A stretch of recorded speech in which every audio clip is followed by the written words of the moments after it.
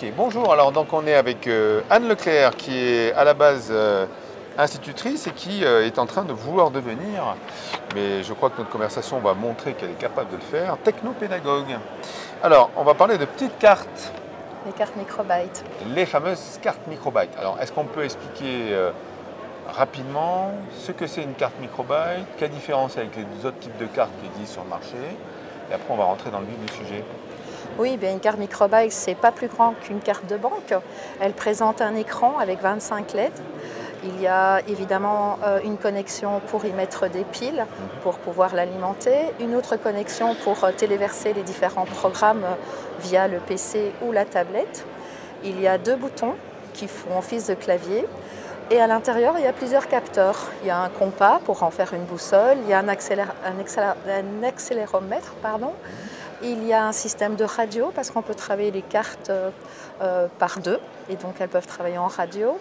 Un système Bluetooth aussi et donc on peut comparer ça à un mini ordinateur de poche que l'on peut programmer pour faire 1001 projets. Ça va du plus simple où on peut faire un pierre, papier, ciseaux ou Shifumi à un grand circuit de robots, par exemple. On peut travailler un robot sur un circuit ou même voir les circuits électriques et voir les différentes notions avec l'électricité, les bases d'électricité. Okay.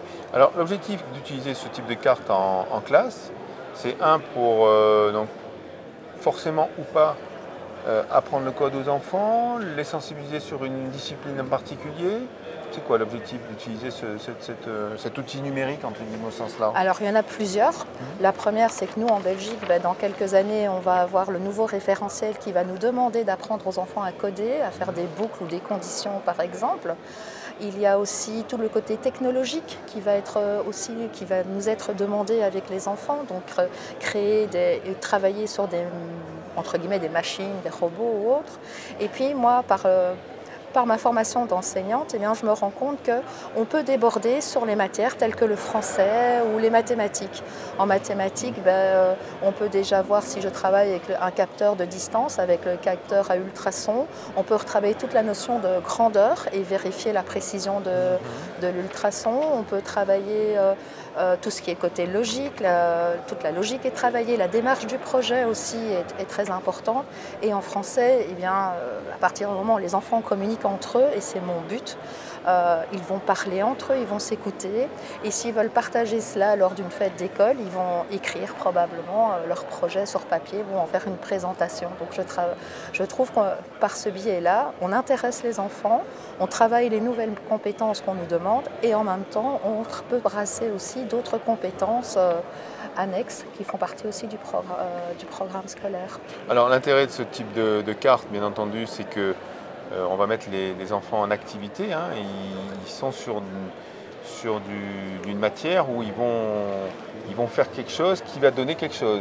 On est un peu là-dedans. C'est un peu mon optique. Je travaille beaucoup ce qu'on appelait à l'époque la pédagogie du projet. C'est ce que j'ai appris lors de mes toutes premières études. Donc on a un projet de départ. On a envie par exemple de faire un testeur d'humidité au niveau des plantes pour économiser l'eau d'arrosage par exemple. On trouve le matériel, on va d'abord se mettre en projet, chercher les différentes informations, voir quel logiciel va nous aider. Et puis la partie la plus longue, où il faut parfois un peu s'accrocher, c'est celle de tester, répéter, apprendre de ses erreurs. Et puis par la suite, on va communiquer et montrer le résultat aux autres classes. Avec la coopération aussi, pour pouvoir travailler à plusieurs sur un même projet? Ah oui, tout à fait. De toute façon, j'ai pas toujours le matériel pour tout le monde. Pour chaque élève, oui. Il y en a, mais parfois, il se fait que, oui, les cartes, on les a peut-être, mais quand on commence à sortir dans les capteurs, les différents matériels annexes, là, j'en ai plus assez, donc ils vont devoir coopérer. Et de toute façon, ils le font spontanément. Je n'ai même pas besoin de leur dire. Ils s'entraident. Ils sont toujours partants pour s'entraider. Ils ne laisseront pas quelqu'un derrière. Il n'y a pas du tout d'esprit de compétition. C'est ça que j'aime bien aussi dans ce cours. C'est on apprend à coopérer, à travailler ensemble. On prend le meilleur de chacun et on tend vers le haut. Alors justement, en préparant cet entretien, on parlait de l'intérêt de cette matière-là. Et je disais, oui, ça c'est plutôt un truc de mec. Et vous me dites, non, attendez, ici... il y a je ne sais pas combien de filles qui s'intéressent aux cartes sur Arduino. Donc la question c'est, c'est un enseignant, bon, il va se dire, oulala, mais ça c'est pas pour moi quand même. On parle d'électronique, on parle de cartes, d'informatique. Bon, Ce que j'apprends aussi à mes élèves, c'est un peu l'histoire de l'informatique. Donc, il ne faut pas oublier que la première programmeuse de l'histoire, c'est quand même Ada Lovelace. Il y a aussi toutes ces femmes qui étaient soit secrétaires ou bien travaillaient, faisaient les calculs après la guerre 40-45. Bon, elles étaient quand même assez présentes dans toute cette utilisation de matériel. Moi, je pense à Grace Hooper qui nous a quand même trouvé un insecte dans tout son ordinateur qui prenait toute la salle. Elle avait déjà des notions d'électricité et compagnie. Et je pense que c'est une erreur que de penser les apprentissages sont genrés et que les femmes, c'est plus la littérature, les hommes plus les mathématiques. Je pense que c'est une erreur, c'est une image qu'on a préconçue et j'aime bien aussi lutter contre cette image-là auprès de mes élèves parce que les filles sont tout à fait aussi capables que les garçons. D'ailleurs, les meilleurs binômes, ce n'est pas que les binômes de filles ou que les binômes de garçons qui fonctionnent bien, c'est les mixtes. Quand on les met ensemble, ça marche toujours très bien et c'est eux qui réussissent plus vite, ils vont plus vite, plus loin, parce qu'ils mettent de côté tout ce côté genré peut-être. Et c'est pour ça qu'on en parle. Voilà, c'est pour ça que je voulais vous faire une petite virgule là-dessus, parce que c'est vrai que souvent c'est un souci. Hein. Nous en France, on a des problèmes de recrutement dans des filières technologiques, etc. Et en fait, on montre bien que pourquoi ne pas faire ça, et ça intéresse tout le monde. Sur les grands projets, on a parlé de discipline, vous disiez oui, on peut aussi bien en français ou dans d'autres disciplines, on peut utiliser une carte. Alors on a toujours un petit peu pareil aussi l'idée préconçue, peut-être qu'avec une carte on va fabriquer des choses qui vont bouger ou qui vont mesurer, et là on parlait de mathématiques, on parlait de français. Est-ce que n'importe quelle discipline pourrait utiliser cette carte ? Pour moi, oui, il suffit d'avoir un peu d'imagination et de se lancer. Et c'est en le faisant qu'on se rend compte, j'ai travaillé la condition en programmation, c'est peut-être le moment de voir ce mode où le temps, le conditionnel présent, c'est peut-être le moment de voir, c'est si et c'est seulement si. En mathématiques, même chose, il y a des connecteurs logiques, il y a les différents signes, le égal, le plus grand, plus petit, c'est à utiliser. En général, ils les abandonnent très vite, ils se disent oui, c'est les bouches de crocodile de première année, deuxième année, mais en 5-6, on les utilise encore et ça fait un bon rappel. Je pense qu'il y a moyen, c'est un peu ma façon d'être, je fais feu de tout bois. Moi, je sais ramener de la matière, en français certainement, puisque à partir du moment où on met deux enfants, même que deux enfants qui doivent travailler ensemble, ils vont être obligés de se parler ou de s'écouter. Donc là, on travaille déjà deux grandes branches de français.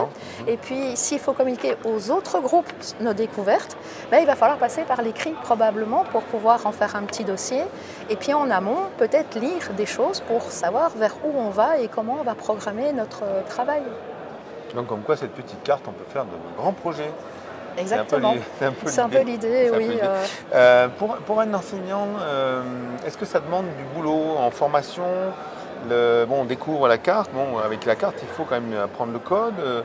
C'est facile, voilà. Beaucoup de mes collègues pensent que, comme j'ai plus de correction, que je répète souvent les cours puisque j'ai les 18 classes en charge, ils pensent que je travaille moins qu'eux. Mais en fait, c'est un travail qui est tout à fait différent. Je peux passer des nuits pour tester les programmes moi-même. Alors heureusement, mes élèves sont plus doués que moi parfois. Mais c'est vrai que la première année, toutes mes vacances scolaires, je les ai passées auprès de formateurs parce que je voulais que ce cours soit... c'est moi aussi, c'était ma motivation. C'était un peu mon moteur. Je suis allée vers des formations et après 5 ans, cette année, je reprends encore des formations pour pouvoir continuer à être entre guillemets dans le coup parce que cette matière, je ne peux pas étudier pendant 3 ans et me dire c'est fini, j'ai acquis ce que je voulais savoir. D'ici 5 ans, toutes mes connaissances seront obsolètes.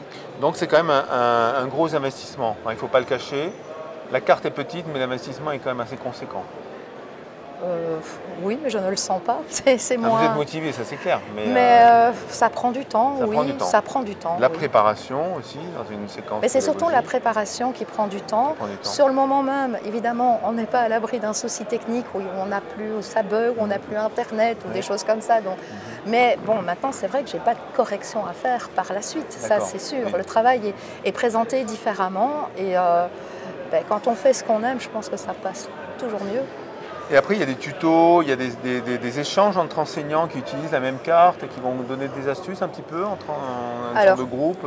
Au sein de l'école, je suis un peu celle qui fait ça en primeur, si on veut, et c'est moi qui vais plutôt expliquer aux collègues, surtout à ce niveau-là. Maintenant, il y a assez de personnes ressources au sein de la Belgique.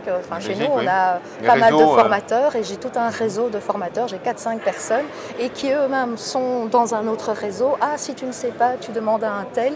Et ici, je me lance dans de nouveaux projets où je vais utiliser des drones, par exemple, et encore plus l'imprimante 3D. Et on a su me référer une personne très rapidement. Les réseaux sociaux font beaucoup aussi. Il y a une entraide aussi au niveau des enseignants qui utilisent ce genre de choses. Enseignants ou formateurs, parce qu'ils ne sont pas tous enseignants, mais en dehors de l'école. Mais bon, au sein de l'école, si un collègue a besoin d'aide, je lui montrerai, mais ça, il me laisse pour le moment. C'est pas encore au programme.